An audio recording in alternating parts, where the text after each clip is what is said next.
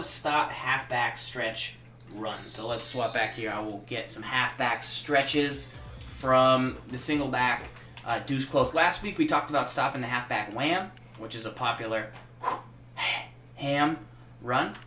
This is the HB stretch from the same formation.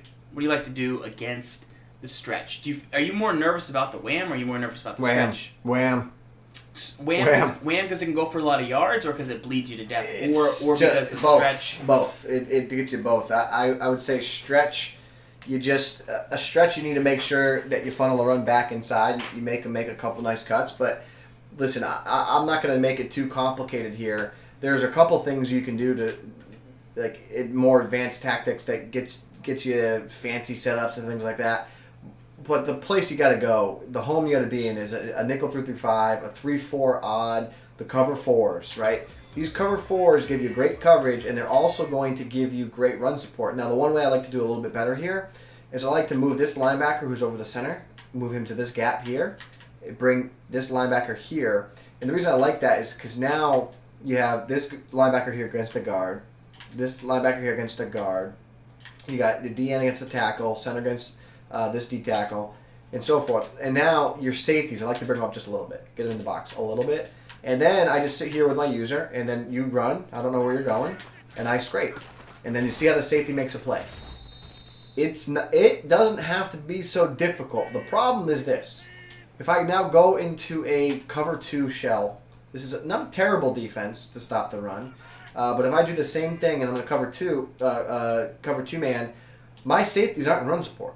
So you run, I get picked up. That's where the problem comes, guys. The problem when stopping the run is when those safeties are not playing run fits. I can't stress how important it is. Look at the run support of the safeties here. Let's take a look. Snap the ball. Where'd they go? Back. Away. I might have been able to shoot the gap there, but they went away. But now I get eaten up by a block. Look at the safeties. They're still drifting. You might be able to shoot, but if you miss your shot, then you're in even bigger trouble. That's where that becomes a problem. You know what I mean? Do you like cover 2 zone at all because at least the outside guys are in there? Or it's for a stretch, yes. For inside runs, no. But again, here's the cover 4. Get over there, scrape. Look at the safety. He didn't make the tackle, but he's coming up to play in run support. That's the difference. You need to play the cover 4. It'll give you that run support. Now, watch. I can play cover 2.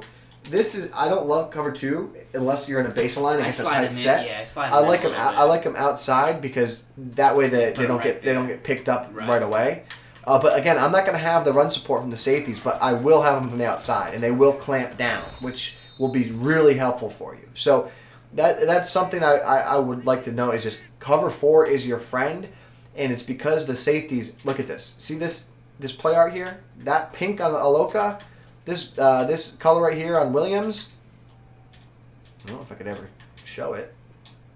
Right there on Williams, that means that their first step is to protect against the run. So that's where it's really important. Cover 4 is your best friend when it comes to a run defense in this year's game. Boom, get it wide against the stretch. They want to run the wham for consistency. They want to run the stretch for a big play.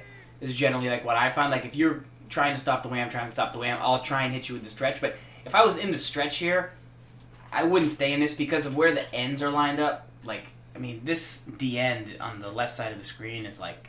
You're a very visual player. Yeah. You're a very visual player. You see that and you're like, Yeah, he's gonna get. He'll have more leverage. He's gonna get on the edge. But now he gets double teamed, and now I got a potential lane. Right. So that's what I'm gonna do. And people are visual players at a lower levels because that's all they really have. That they don't have like the bevy of knowledge. They just see like, well, that guy's standing out there, and I'm gonna run over there. It seems bad. Right. So if you were in the stretch and you saw this here, you doesn't mean that the DN's not gonna play it well. Or the DN's gonna win every time. The blocking will pick it up appropriately. It will, but he's then on the edge, and it's like he's gonna fight. Then he's right there. That's where he can make a play for it. And it's annoying. He's gonna automatically get on the edge of that defender, though. Right. Like he's not gonna stay inside pancaked.